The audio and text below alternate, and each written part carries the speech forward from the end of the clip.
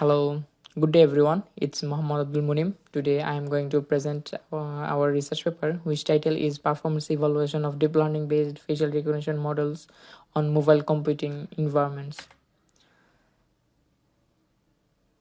After COVID pandemic, the number of users of mobile, internet, IoT, and most importantly blended learning environments increased significantly. And in this area, facial recognition plays a very vital role. For example, tracking attendance.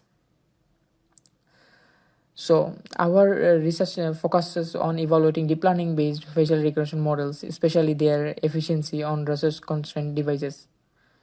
Our research outcome made the decision making process more concise when it comes to choosing the best face recognition pre-trained model. We evaluated accuracy, recall, F1 score, time, and memory efficiency. We investigated for low-end mobile computing environments. So, as I said earlier, after COVID pandemic, the number of users growth rapidly, and this is the main challenges of facial recognition on low-end devices. And in developing country, the number of low-end devices are huge. So the main problem is this, to selecting the best model for low-end devices, and also for developers when it comes to choose the models, and they become so confused and they experience dilemma of choosing the best models, like whether it is FaceNet or VGG, like that. And another thing is trade-offs. That if anyone wants to consider time more than memory, or if someone wants to consider or priority fast memory, then which one to select. So that's all solves our research outcome. Let's talk about related work. The first work is Mr. Amir Ghalib Alib work, who focuses on comparative analysis of face detection models methods. His contribution was provided insight into different detection technique performance, but his limitation was mainly focused on detection, not recognition, less emphasis on resource efficiency. And another great works was Bharachandra and Skankal. Bharachandra focused on evaluating face recognition models on masked faces, and his contribution was address the timely issue of mask wearing on facial recognition systems. And the limitation was specific niche of mask faces may not generalize well standard recognition scenarios. And the third one is Mr. Senkal, so who focused on emphasis on facial recognition techniques requiring low computational power, and it played vital for real world application with limited resources. But his limitation was sacrifice accuracy or other performance metrics of efficiency. So what's the significant differences with our work? So if we talk about our approach, then our approach is comprehensive comparison of pre-trained models considering multiple performance and limited resource setting.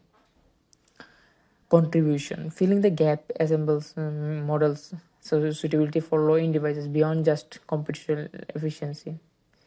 It includes any preliminary finding data that is stand out compared to all these studies. After researching, we used most popular pre-trained models, which are FaceNet, BGG, and DeepFace and OpenFace. So let's talk about research questions. Is in a low environment device setup, which face recognition model performs best? And another one is in terms of accuracy, recall, F1 score, time, and memory, which model is most efficient and effective among FaceNet, OpenFace, DeepFace, and BGG Face? So what was our objectives? Our objective is very clear. Our objective is to compare four widely used face recognition models, which are FaceNet, OpenFace, DeepFace, and BGGFace, based on performance criteria like accuracy, inference time, and memory usage for low-end devices. So let's discuss about outcomes and impacts. The outcomes of our research can guide developers and researchers in selecting the best face recognition model for limited resource setting. The impact, the impact is enhanced user experience and efficient real-time facial recognition, even on basic smartphones. So let's talk about methodology, which is very important. Here you see in the right side the architectural diagram of our methodology. So there are mainly three parts. In first part is LFW dataset acquisition, and another part is data pre-process, and another part is perform evaluation process. So if we go into deeper, then firstly we loaded the LFW dataset. Then in pre-process we split for validation, level encoded and resize and normalize. Then we, after pre-processing data, we loaded pre-trained models, FaceNet, OpenFace, DeepFace, VGFace. Then we generated face embeddings for each model, and by using cosine similarity and metric extraction, we compute performance metrics such as accuracy, F1 score, inference time, recall, memory usage. And after that, with that performance data, we plotted and displayed comparative performance metrics. That's it. And let's talk about results. So our results showed that FaceNet has the best accuracy, which is 94.04% in the LFW dataset, which is very most popular and well-known dataset. And most important one is inference time. FaceNet has the lowest inference time, which is 0.12 seconds. And FaceNet model consumed the least amount of memory, but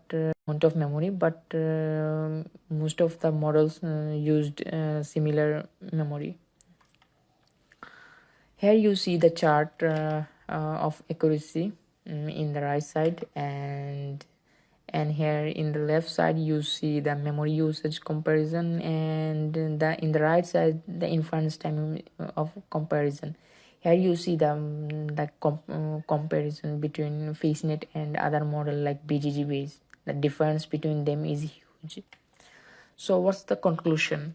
Our research concludes that FaceNet offers the best balance of accuracy, speed, and resource efficiency, making it an ideal choice for low-end devices. The findings have significant implication for the development of mobile recognition system.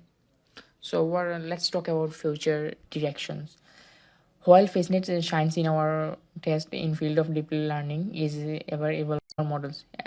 Explore fine-tuning techniques, increase the accuracy of current models. For example, FaceNet was 94.04%, and using more diverse dataset to further enhance facial recognition and explore and survey different types of flow-in devices. Here you see the references we used in our research paper. So lots of references and lots of groundwork was. And that's the acknowledgement. We would like to extend our gratitude to all contributors and collaborators who made the research possible. Their insight and support were invaluable. So if you have any questions, please ask about our research paper and also as well as presentation. Thank you. That's all.